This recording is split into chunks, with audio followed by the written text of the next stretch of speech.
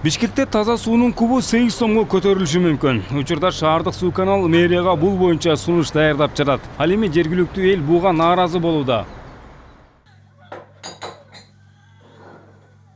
Дилера Абдыкадырова баарыгер үй жумуштары менен алек. Таза суунун кымбаттарын угуп алып, ага нааразы болууда. Анткени алган пенсиясы араң 5000 сом болсо, коммуналдык төлөмдөргө 3-4 миң сомун сарптайт. Эми муздак суудагы кымбаттаса кантип төлөйм деп турган чагы.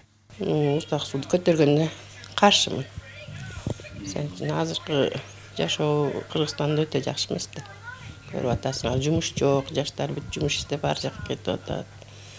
Пенсия аз, айлык акылар аз. Ошого мен каршымын. Жалпы Бишкек шаары боюнча 232 миң абонент болсо, анын 580-и бюджеттик, 1000ден ашыгы коммерциялык мекемелер, ал эми 223 миңи жеке үйлөр. Көп кабаттуу үйдөн тартып жер үйлөргө чейин тейлешет, жаңы конуштар дагы кирет. Бирок суунун төлөмү 3 башка тариф менен. Жөнөкөй абоненттер 1 куб сууга 5 сом 38 тыйындан, бюджеттик мекемелер 7 сом 15 тыйындан, өндүрүш ишканалар болсо 9 сом 38 тыйындан төлөшөт. Бул жер суу сордуруп чыгара турган насостук станция. Жер алдынан 300 метр тереңдиктен түтүктөр менен суу чыгарылат.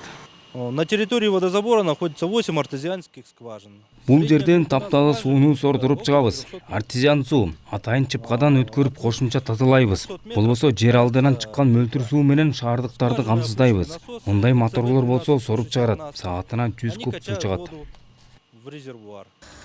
Бишкекте таза суу менен камсыздаган 300 скважина бар. Андан тышкары бир топ насостор күндүр түндөр иштеп турат. Бардыгына тең электр энергиясы кетет. Түтүктөрдү жаңылоо, оңдоп түзөлөрдү кошкондо өздүк нарк 8 сом 10 тыйын болууда. Эми дал ушул баага көтөрүү сунушталууда. Антпесе өзүн актабай калууда дешет.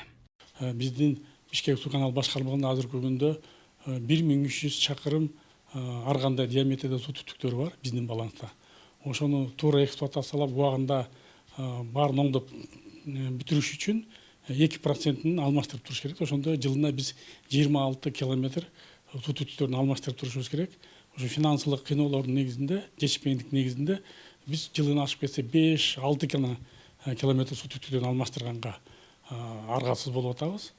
Ал эми шаардык депутаттар болсо, бааны көтөрөрдөн мурда жакшылап эсептеп чыгыш керек дешет. Анткени таза сууну эсептеген эсептегичтер үйлөргө толук жеткен эмес. Ким канча төлөп жатканы белгисиз болуп, башаламандык жаралганын билдирүүдө. Как мы все знаем, у нас в Бишкеке люди живут в частном секторе. Сууну ар кимиси ар кандай баада төлөйт. Биринде эсептегич бар, экинчисинде жок. Булардын бардыгын бирдиктүү системага киргизип, эсептегичтер менен толук камсыздап, бүткөндөн кийин гана таза суунун баасын көтөрүү керекпи же жокпу маселени чечиш керек.